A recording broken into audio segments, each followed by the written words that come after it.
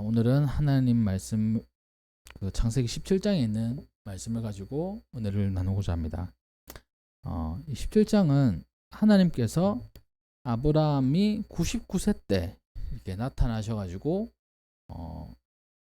약속을 한 번 더 확인시켜 주시고 또 그 약속에 대한 말씀을 다시 한 번 더 알려주시는 그런 내용을 담고 있습니다.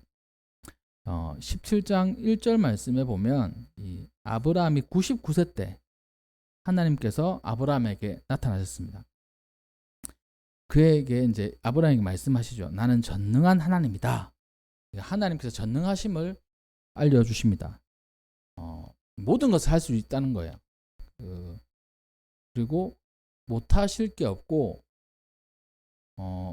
우리 삶 속에서 내가 부족한 거 또 내가 필요한 거 그걸 다 들어주실 수 있는 분이라는 겁니다.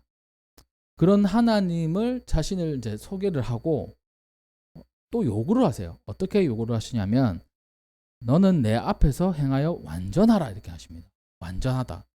하나님 앞에서 완전하게 살아라 이렇게 말씀을 하시는 거예요. 자, 우리 한번 생각해 볼게요. 완전하게 산다는 것은 가능할까요? 완전한 게 뭘까요? 완전한 거. 자, 가만히 생각해 보면 우리는 불완전합니다. 그러니까 예배 시간 때 졸아요. 불완전하니까. 피곤해서. 그렇잖아요. 그리고 또 하나님의 말씀대로 잘 살지 않습니다. 살아가려고 노력하기도 하지만 또 그렇게 못할 때가 있어요. 근데 하나님께서 인간의 모습, 아브라함 마찬가지, 우리도 마찬가지, 불완전한 사람인데 완전하라고 이렇게 말씀을 하시는 거예요. 완전할 수 있을까? 그런 질문을 가지게 됩니다. 이 성경 구절을 이 원어로 직역을 하면 이래요. 너는 내 앞에서라는 하나님 얼굴 앞에서, 그러니까 가까이서 마주 보면서 행하다. 이 행하다는 말은 간다는 겁니다. 걸어간다는 뜻이에요. 완전하다라는 그 뜻은 여러 뜻이 있는데 흠이 없다, 또 완전하다, 정상적이다 이런 뜻을 가지고 있습니다. 그래서 이걸 원어 그대로 이거 직역을 하면 내 얼굴 앞에서 완전하게 걸어가라 이런 뜻이에요. 그 완전하게 걸어간다는 말은 무엇일까요? 걸어간다는 말은 사실 우리가 이렇게 걸어간다는 의미도 있지만 살아가라는 그런 의미가 있거든요. 우리 인생길을 걸어간다 이렇게 비유적으로 표현하는 것처럼 하나님 앞에서 완전하게 살아가라 라고 이렇게 말씀하시는 겁니다. 그래도 이 완전하다는 거에 우리는 아직 받쳐요. 우리가 완전하지 못하니까 그 완전하다는 의미를 한번 살펴보면 이렇습니다. 이 완전은 대개 사람한테 쓰는 게 아니고 제사를 드릴 때 사용되는 제물에게 사용됐어요. 성경에는 대부분이 제물에 흠 없는 그 어린 양 할 때 흠 없다 이 뜻을 갖고 있습니다. 타밈이라는 이 히브리어인데 이 짐승할 때 쓰는 단어인 거예요. 그 짐승할 때 썼다고 하면 흠이 없다. 흠이 없다는 거는 상처가 나지 않고 점도 없고 깨끗한 것을 의미하는 거거든요. 또 그것은 무엇이냐면 하나님께서 보시기에 합당한 거예요. 하나님이 정하신 룰인 거예요. 하나님이 보시기에 좋은 거. 그게 첫 번째 완전한 겁니다. 그러니까 다시 한 번 더 이것을 번역을 한다면 내 얼굴 앞에서 하나님 앞에서 하나님이 보시기에 합당하게 살아가라. 이렇게 해석할 수 있는 거예요. 하나님 보시기에 합당한 사람. 하나님의 생각에 맞는 상태를 얘기하는 거죠. 또 이 완전이라는 단어는 사람에게 쓰여졌을 때가 있었습니다. 노아한테 쓰여졌어요. 이 노아는 당대의 완전한 자다라고 성경은 기록하고 있거든요. 그럼 노아가 이 완전한 사람이었는가? 라고 보면 그렇지 않았어요. 사람이 어떻게 완전할 수 있습니까? 실수도 하기도 하고 술에 취하기도 하고 그랬던 겁니다. 근데 하나님께서는 이 노아를 완전하다고 했어요. 당대의 완전한 사람. 그렇다면 이 완전이라는 뜻은 우리가 생각하는 퍼펙트하는 그런 뜻이 아닐 거예요. 노아의 인생을 보고 그렇습니다. 그러면 노아를 통해 완전이라는 뜻을 우리가 살펴본다면 이래요. 노아는 하나님의 말씀을 한 번 듣고 그대로 실행했던 사람입니다. 그 말씀이 무엇이었습니까? 방주를 만드는 것이었어요. 큰 배를 만드는 것이었어요. 그것을 수십 년, 수백 년 동안 만들어 갔던 겁니다. 끊임없이 그 말씀을 가지고 방주를 만들어서 그 가족이 구원을 받았어요. 그러니까 이 완전하다는 것은 하나님 앞에서 그 한 말씀 가지고 변함없이 살아가는 겁니다. 하나님 말씀 한 구절을 가지고 하나님께서 방주 만들어라! 이 한 구절을 가지고 100년이 넘는 시간을 그 말씀 그대로를 지키며 살아간 거예요. 그 노아를 보고 하나님께서 완전한 사람이다 라고 말씀하신 겁니다. 그렇다면 오늘 말씀에 내 앞에서 행하여 완전하다, 이 말씀은 노아처럼 내 앞에서 어떻게 살아가느냐, 변하지 않고 끈질기게 말씀을 붙잡고 살아가라 라는 그런 의미가 될 수 있는 겁니다. 아브라함에게 하나님께서 주신 말씀이 있어요. 그것이 무엇이냐면 그 약속의 말씀은 바로 자녀를 주시겠다는 겁니다. 그리고 땅을 주시겠다는 거예요. 그걸 잡고 지금 20년이 넘게 살아가고 있는 겁니다.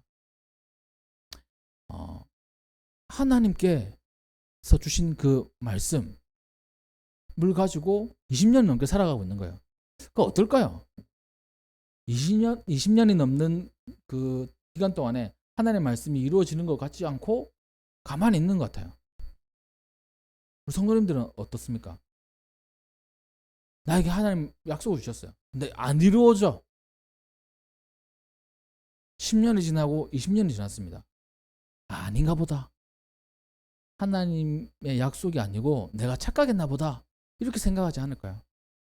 아브라함도 우리와 같은 그런 사람이기 때문에 아마 그런 생각을 가질 수도 있었을 겁니다.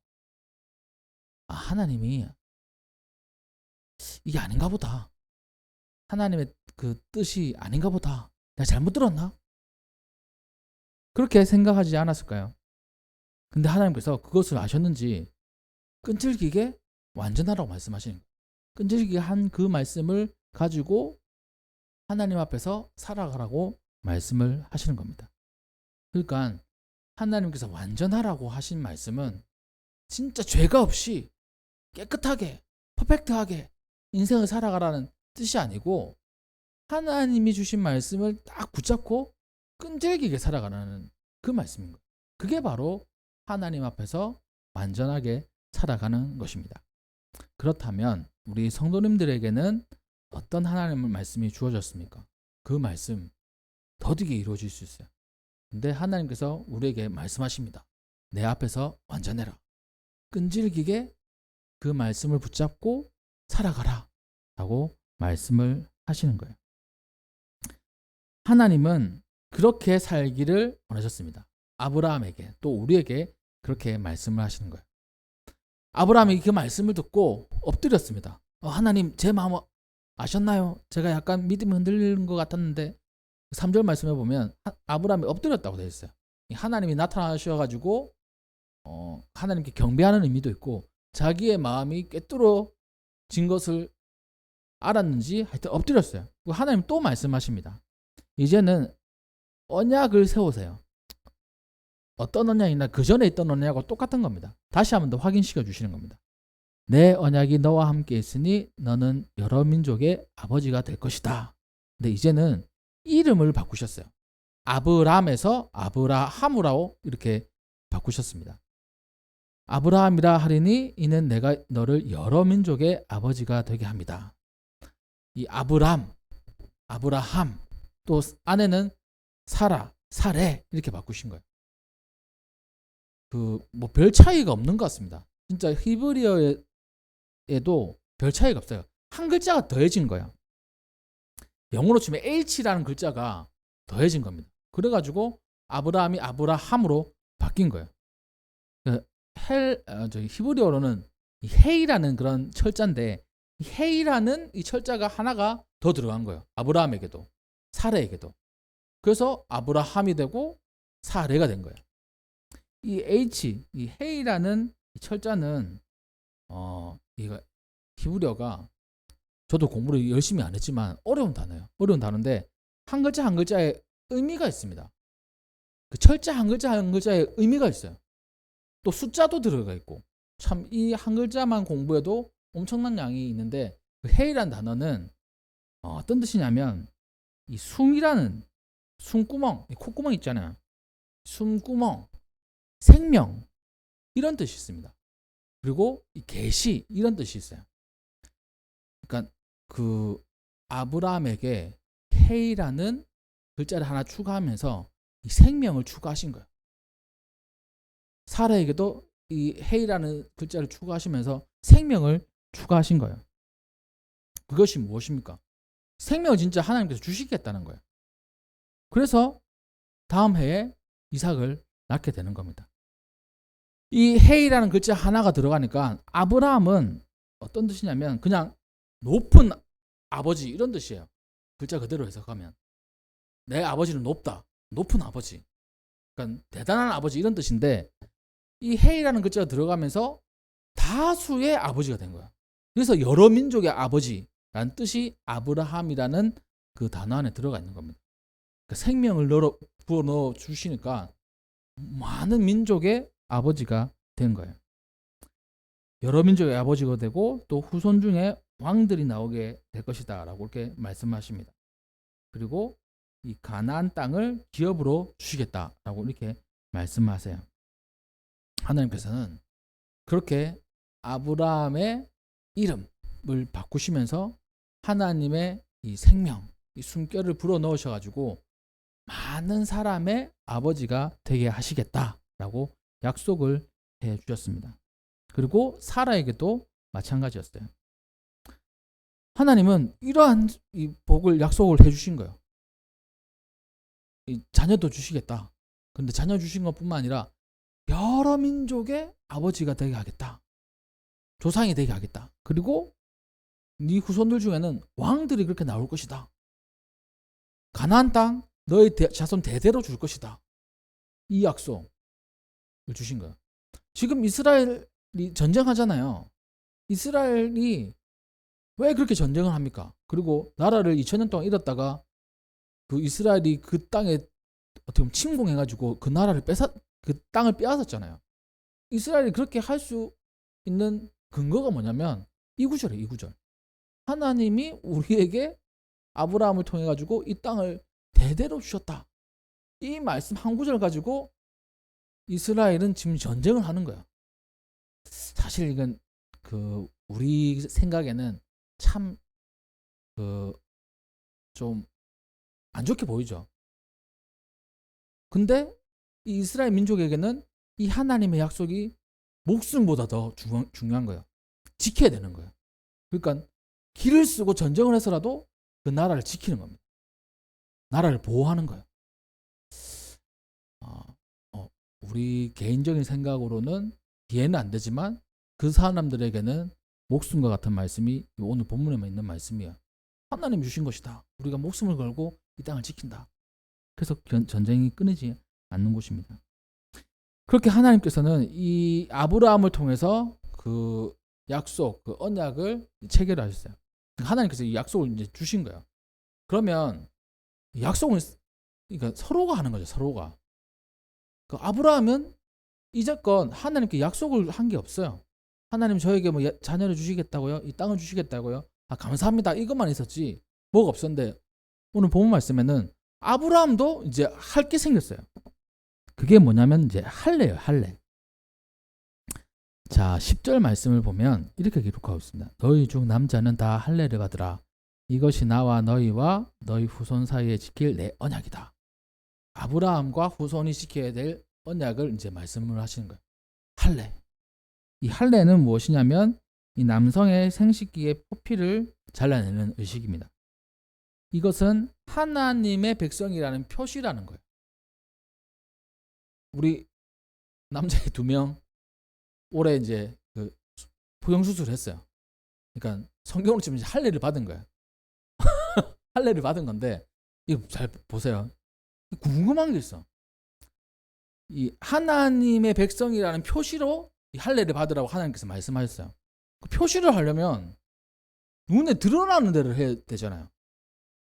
근데 남성의 생식기는 옷을 입고 있어가지고 몰라요. 그렇잖아요. 옛날이고 지금이고 옷을 입고 있기 때문에 표시를 볼 수가 없는 거다. 그냥 봐서는 몰라요. 하나님은 왜 이 할례를 통해서 하나님의 백성이라는 것을 표시하려고 하셨을까? 하나님의 백성이라는 표시가 필요한데 그러면 드러나는데 하면 좋지 않나? 그러면 누구나 알 수 있는 거. 저 사람 하나님의 백성. 저 사람 하나님의 백성 아니구나. 그래서 옛날에 이제 노비는 눈에 보이는데 이 노비라는 표시를 했다고 우리가 드라마나 이 책에서 보잖아요. 그런 것처럼 하나님의 백성도 드러나는데 표시를 하면 좀 더 좋지 않을까 이런 생각을 하게 됩니다. 근데 하나님께서는 그렇게 하시지 않았어요. 할례를 행하라고 하셨어요. 그러니까 하나님의 생각은 첫 번째 이건 거예요. 눈에 보이는 게 다가 아니라는 거예요. 우리 하나님 백성, 그리스도인, 세상에 나와 살면 누가 그리스도인이고 누가 예수님 믿지 않는 사람인지 모릅니다. 조금 말이 섞어가지고는 몰라요. 그렇지 않겠습니까? 저도 밖에 나가면 저 사람이 목사인지 아닌지 모르잖아요. 그냥 지나가는 아저씨잖아요. 제가 목사입니다 라고 얘기해야 목사인 줄 알지 모릅니다. 목사 이렇게 써놓고 있으면 저 사람이 목사님이구나 이렇게 알겠지만 그냥 나가면 몰라요. 지금 이렇게 나가면 또 저 신부님인가 이렇게 할 수도 있잖아요. 넥타이도 안 해가지고 표시를 하지 않으면 모릅니다. 근데 그리스도인도 그렇고 하나님의 자녀도 그렇고 하나님께서 표시라고 해라고 이제 할례를 하셨는데 눈에 보이는 게 아니에요.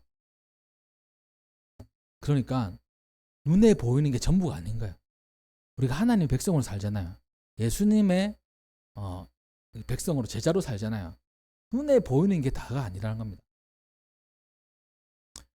내가 교회를 다녀. 나는 하나님의 자녀야. 이게 다가 아니라는 거예요. 교회 다니니까 하나님의 자녀겠다. 이게 아닙니다. 할례를 받았으니 하나님께서 구원하시겠다. 이게 다가 아닌 거예요. 그걸 깨달아야 돼. 내가 할례를 받았다. 내가 예수님을 믿는다. 교회를 다닌다. 또 내가 세례를 받았다. 이게 전부가 아니에요. 눈에 보이지 않는 무언가가 있다는 겁니다. 그것이 할례 안에 담겨져 있어요. 그것을 계속 살펴볼 텐데 우선은 하나님의 표시를 하나님의 자녀, 하나님의 백성인 표시를 하는데 눈에 잘 드러나지 않게 하라고 말씀을 하셨어요. 그 표시는 쉽게 드러나는 것이 아닙니다. 할례를 받았다고 만능이 되지는 않아요. 근데 이스라엘 백성들은 할례 받은 것으로 인해서 구원받은 걸로 착각하고 사는 사람들이 많이 있었습니다. 대다수였어요. 저 할례 받지 못한 백성이라는 그런 멘트가 성경에 자주 나옵니다. 이스라엘이 다른 나라와 전쟁을 할 때 상대편 적국을 향해서 저 할례 받지 못한 백성들 이렇게 얘기해요. 그러니까 자기는 할례를 받아서 하나님의 백성이고 구원받은 사람이라고 생각하는 거고 할례 받지 않은 사람은 구원받지 않았다고 생각하는 거예요.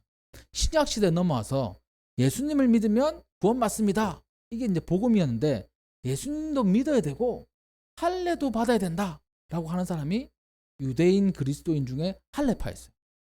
할례도 받아야 되는 거예요. 그만큼 할례를 중요하게 여겼던 사람들이었던 겁니다. 근데 그게 다가 아니라는 거예요. 하나님은 그 뜻이 할례가 그런 뜻으로만 있다는 것이 아닙니다. 사실 할례는 하나님의 자녀로 살아가는 것에 의해서 하나님이 하시는 게 아니고 인간이 하는 거예요. 태어나면서부터 태어난 지 8일 만에 하느라고 성경은 구약 성경에서는 기록하고 있습니다. 자, 우리 꼬맹이 오래 했는데 태어난 지 8일 만에 그 수술을 한다고 생각해 봐봐. 어떨 것 같아요? 죽을 것 같아요. 초등학교 6학년, 이 2학년도 죽을 것 같아가지고 괜히 했어. 죽을 것 같아. 이렇게 태어난 지 8일 만에 갓난아기가 한다고 생각해 보세요. 지금은 마취 주사도 놔주고 치료도 할 수 있어요. 뭐 참아야 되는 것도 있지만 그때는 뭐 마취 주사 있었을까요? 부싯돌 같은 걸로 하는 거예요. 그러니까 이게 보통 일이 아니야. 제가 그 유튜브에도 아마 있을 겁니다. 지금 시대의 유대인들이 이 마을에 아기가 태어나면 그 할례를 받는 의식을 그 뭐 EBS인가 하여튼 자료 방송이 있어요. 보니까 그 동네 할아버지가 그 태어난 지 8일 되는 아기의 할례를 행하는 겁니다. 아빠가 그 아기를 안고 있어요. 주변에는 가족들이 있어요. 그러면 그 할아버지가 소독도 된 것 같지도 않는 아주 허름한 칼을 가지고 있어요. 얼마나 무섭습니까? 아기는 아무것도 몰라요. 그러고 싹둑 이렇게 자르는 거야. 싹 자르자마자 어떻게 됩니까? 아기는 자지러지게 우는 거예요. 품에 안고 있는 아빠도 자지러지게 울어요. 자기 아들이 고통당하는 것을 보면서. 그거를 그 공동체, 그 도시, 이 마을에 있는 사람들이 다 지켜봅니다. 그러면서 다시 한번 생각하는 거야. 아, 우리는 하나님의 백성이다. 이렇게 그 의식이 있어요. 좀 감동적이기도 하더라고요. 근데 그거는 사실 이게 보통 일이 아닙니다. 남자에게 있어서는. 이런 적이 있었어요. 이 남자 일반 사람이 이 할례를 받으면 움직일 수가 없습니다. 그래가지고 그 야곱의 아들 레위와 시몬이 자기의 여동생 딥나가 세겜 사람들에게 나쁜 짓을 당해가지고 복수를 하고 싶은 거예요. 복수를 하고 싶은데 어떤 꾀를 내었냐면 그 세겜 사람들에게 우리하고 같이 가족으로 지내자. 우리하고 가족으로 지내려면 너네들 할례를 받아야 돼. 너네 할례 받을 수 있어? 그래. 너네하고 같이 지내고 싶어. 할례 받을게. 그래서 세겜 사람들이 다 할례를 받았어요. 남자들이. 근데 그 할례 받고 난 다음에 바로 이 시몬과 레위가 칼을 들고 가서 그 남자들 다 죽여버렸어요. 복수를 한 거예요. 이 두 명의 남자가 그 다수의 세겜 사람들의 남자를 다 죽인 거예요. 끔찍한 살인 사건이죠. 근데 그렇게 될 수 있었던 거는 그 사람들이 할례를 받은 거예요. 그러니까 움직일 수가 없는 거야. 고통이 너무나 심한 거예요. 그래서 두 명의 남자가 달려들어도 방어하지 못하는 겁니다. 그만큼 힘든 거예요. 그러니까 이 할례라는 거는 자신의 이 생명을 내놓는다는 그런 의미가 담겨져 있어요. 자신의 결단의 표시인 겁니다. 이 생명을 내놓는다. 이 남자의 생식기에 포필이 된다는 것은 자신의 생명을 하나님께 드린다는 그런 결단의 표시인 거예요. 그리고 자기의 모든 힘이 다 빠지는 거야. 가만히 있는 거예요. 우리 애들도 알겠지만 가만히 있을 수밖에 없어요. 아파가지고. 가만히 있어요. 죽을 것 같이 아파요. 힘을 빼는 거예요. 그러니까 하나님께서 이 할례를 이 사람들에게, 아브라함에게 또 아브라함의 자손들에게 행하라고 하시는 것은 첫 번째가 이런 겁니다. 자신의 힘을 빼라는 거예요. 그 중요한 의미가 담겨져 있어요. 우리 인생 살아갈 때 내 힘으로 살아갈 때 많습니다. 하나님을 의지하며 살아가야 되는데 내 힘대로 살아가는 거예요. 내가 하고 싶은 대로 살아가는 거예요. 근데 하나님께서는 하나님 백성으로, 하나님의 자녀로 살기 위해서는 할례를 받으래요. 자기의 힘을 빼래요. 내가 추구하는 거, 내가 바라는 거, 그거 빼라는 겁니다. 힘을 빼기를 바라시는 분이 바로 하나님이세요. 그 할례는 그런 의미가 담겨져 있는 겁니다. 그리고 두 번째는 무엇이냐면 이 할례는 누구나 받을 수 있어요. 사실 아브라함 자손에게만 해당되는 게 아닙니다. 하나님은 아브라함의 자손에게 복을 주셔가지고 이게 선택한 백성으로 삼아 주셨어요. 그러면 아브라함 자손 아니면 하나님 백성 될 수 없는 건가요? 우리는 하나님 백성 될 수가 없어요. 아브라함의 자손이 아니기 때문에. 근데 이 할례를 통해서 누구도 아브라함의 자손으로 들어올 수 있게 됐어요. 그러니까 아브라함이 이 말씀을 듣고 자기의 식구들뿐만 아니라 자기의 식솔들까지 다 이제 할례를 받았습니다. 그러니까 하나님의 자녀로 누구든지 하나님의 백성으로 누구든지 들어올 수 있는 거예요. 그 누구도 하나님의 백성이 될 수 있는 은혜가 이 할례에 담겨져 있는 겁니다. 좀 잔인하다, 또 비위생적이다 그런 것도 있지만 하나님의 은혜가 있는 거예요. 어떤 사람도 하나님의 이 자녀가 될 수 있다라는 것이 바로 이 할례에 담겨져 있는 겁니다. 이 로마서에서는 이렇게 기록하고 있어요. 무릇 표면적 유대인이 유대인이 아니다. 표면적 육신의 할례가 아니다. 그러니까 표면적으로 하는 교회를 다녀서 신앙인이 아니다. 교회를 다니기 때문에 구원받은 사람이 아니다.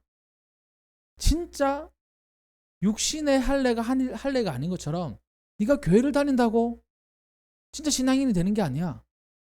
네가 세례를 받았다고 구원받은 게 아니야. 진짜 믿음을 가지고 살아가야 되는 사람이라는 것을 알려주고 있는 겁니다. 오직 이면적 유대인이 유대인이며 할례는 마음에 해라 라고 이 로마서 사도 바울 선생님은 이렇게 얘기하고 있습니다. 영에 있고 율법 조문에 있지 않은 것이다. 그 칭찬이 사람에게서가 아니고 다만 하나님에게서 난다 라고 이렇게 로마서에 기록하고 있습니다. 우리가 오늘 할례를 공부하고 있는데 이 할례는 육신의 표시를 내는 거예요. 근데 이게 다가 아니라는 겁니다. 우리의 영혼에, 우리의 삶 가운데 이 표시가 있어야 된다는 거예요. 그 표시는 바로 무엇입니까? 오늘 앞서서 얘기했던 완전이라는 단어하고 연결되는 거예요. 여호수아와 이스라엘 백성들은 가나안 땅에 들어가기 위해서 이제 가나안 입성을 앞에 두었습니다. 그때 처음 한 게 무엇이었을까요? 할례였어요. 전쟁을 코앞에 두고 있는 사람들이 처음 한 게 할례를 받은 겁니다. 남자들이. 바로 가나안 땅의 원주민들과 싸워야 돼요. 근데 할례를 받았어요. 세겜에서. 세겜이 아니라 길갈에서 할례를 받았어요. 할례를 받고 그 다음에 전쟁이 뭐였냐면 여리고 전쟁이었어요. 여리고 전쟁은 어떤 전쟁이었습니까? 그냥 도는 거예요. 성을 도는 거. 돌 수밖에 없는 거예요, 사실. 할례를 받은 지 얼마 안 돼가지고 싸울 수가 없는 상태인 거예요. 근데 어떻게 됐어요? 여리고 성이 무너졌습니다. 전쟁에서 큰 승리를 했어요. 진짜 전쟁을 했으면 다 죽었겠죠. 여호수아 이스라엘 백성들 대단한 거예요. 전쟁을 앞두고 할례를 받는다는 거. 그 말은 무엇입니까? 자기가 자기의 가지고 있는 힘을 다 뺀 거예요. 하나님만 바라본 거예요. 하나님만을 의지한 겁니다. 그래서 승리할 수 있었어요. 그게 이제 할례의 진짜 의미인 거예요. 죽을 것 같은 거. 죽을 것 같지만 나의 힘을 싹 다 빼는 거. 그것이 바로 할례의 의미인 겁니다. 그렇게 사는 것이 하나님 앞에 완전하게 사는 것입니다. 그것이 오늘 17장의 이 아브라함을 통해서 우리가 배우고 또 함께 나눌 말씀이었어요. 그렇다면 우리가 오늘 말씀을 통해서 우리는 어떻게 살아야 될까?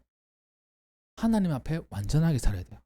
그리고 할례 받은 그 의미를 알고 그렇게 살아가야 된다는 겁니다. 완전한 것은 무엇입니까?